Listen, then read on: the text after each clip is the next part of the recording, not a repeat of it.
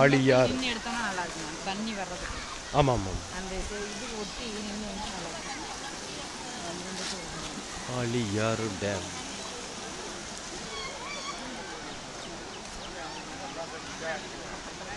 அருமையான ஆழியார் டேமுக்கு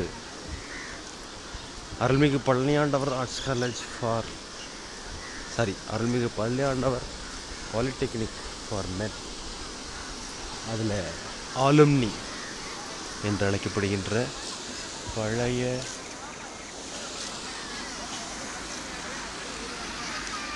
படிப்பாளர்கள் இன்று ரவி திருமணத்திற்கு பிறகு குழுவாக வந்திருக்கின்றோம்.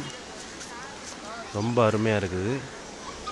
ஆழியார் டேம் ரொம்ப புகழ் பெற்றது, எல்லோருக்கும் தெரிந்தது.